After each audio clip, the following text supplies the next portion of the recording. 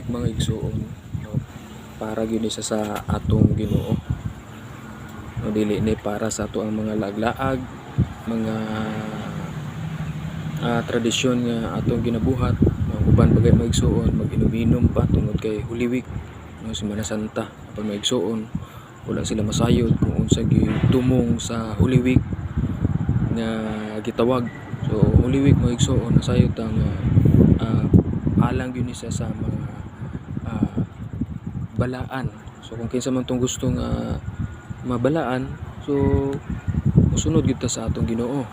So kita nga mga nasayod na mga igsoon sa kamatuoran, kung unsaon nato pagpangalagad ang atong Ginoo.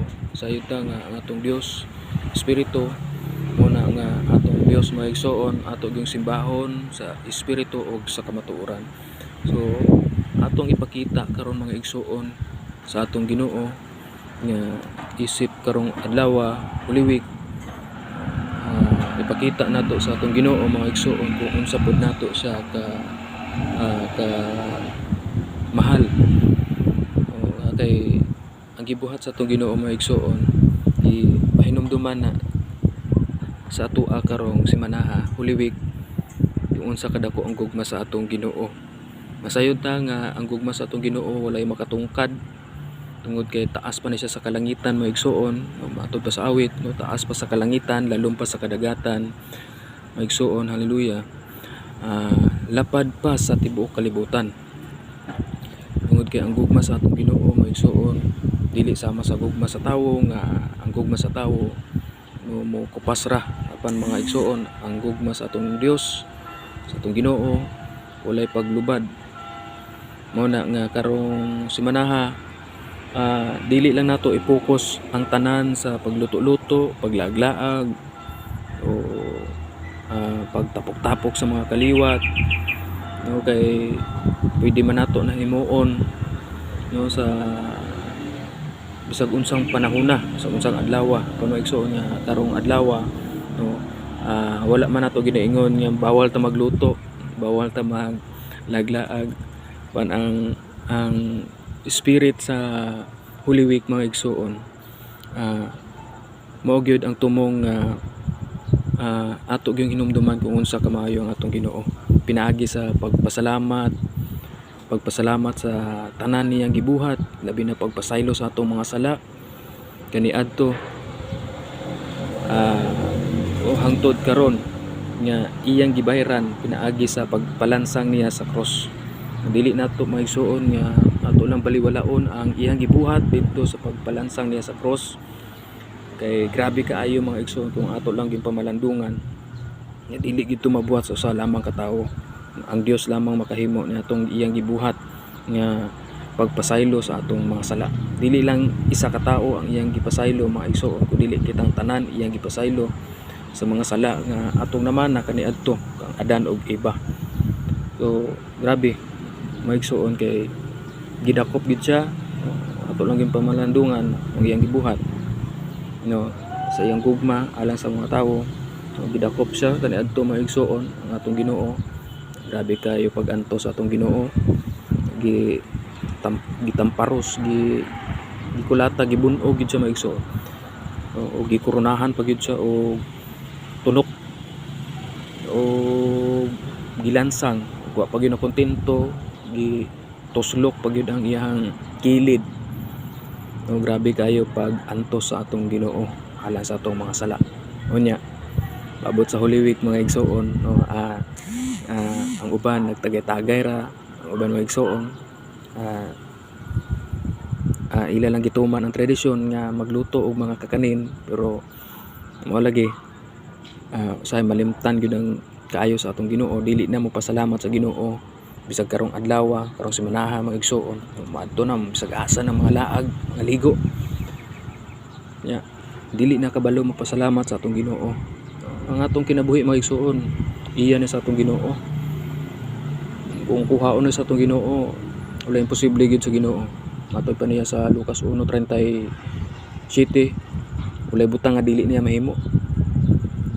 Iya man ni sa Dios ang tanan labi ng atong kinabuhi. So, pasalamatong gyud ta kanunay sa atong Ginoo tungod kay ang atong kinabuhi gigamit pa nato karon kay kini hinunglaman naman nato mga igsoon.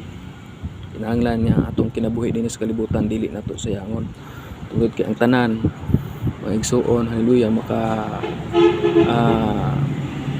makaangkon man gyud og kana bang kamatayon mga igsoon, hallelujah, nga samtang wala pa ang atong Dios, ang atong Ginoo, makaangkon gyud ka og kamatayon physically. Pasalamat na lang ta nga sa pagbalik sa atong Ginoo maabtan tang buhi o dili na ta makaangkon og kamatayon. Apan dili lang gyud nato kalimtan gyud kanunay mga igsoon, bisag dili lang karong panahon na Semana Santa, dili lang karong adlaw ta mo pasalamat sa atong Ginoo, kung dili sa matag adlaw mapasalamaton gyud ta sa atong Ginoo. Tungod kay grabe kayo mga igsoon ang gugma sa atong Ginoo, ang pagbayad niya sa atong mga sala. Dili nilang ingon nga nag-ingon ta dinhi nga gibayran, gipasaylo na sa atong Ginoo ang atong mga sala. Apan mga igsoon, dili ta magkumpiyansa tungod kay ang mga tawo karon makasinati pa o impyerno, mao ang silot mga igsoon. Kasinati pa ang tawo og impyerno kung dili ta mutuman, musimba, moalagad sa atong Ginoo. Kay nasulat mga igsoon sa libro ni Apostol Pablo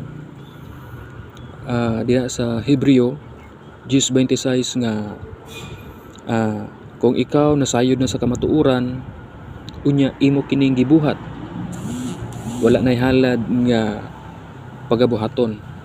Sabot pasabot nato niadto mga igsoon. Baga mga igsoon, ang gibuhat sa atong Ginoo nga kamatayon mao na toy bayad sa atong mga sala kaniadto. Apan karon ang atong mga sala nga binuhatan karon nga mga tinuyuan, sayod ta nga daotana unya ato pagyong himuon, wala nay halad nga mahitabo nga sama sa gibuhat sa atong Ginoo. Wala nay Jesus Christ nga pagadakpon, pagalutuson, ilansang sa cross. Wala na, dili kana sa maigsuon nga atong mga binuhatan nga dili maayo nga mga tinuyuan, nga mga binuhatan dito na mga igsuon ma-record sa libro sa binuhatan. Mo na maigsuon nga dili ta magpiyansa karon kay wala ta kabalo sa atong kinabuhi kung kanus kinibawion sa atong Ginoo.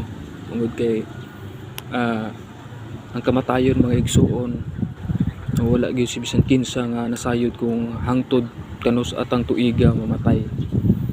O nanglan ingon pa sa atong Ginoo nga dili nato kahadlukan ang mapatay sa atong lawas, kung dili kadto makahimo pagpatay sa atong lawas, labi na sa atong espiritu mga atong Ginoo.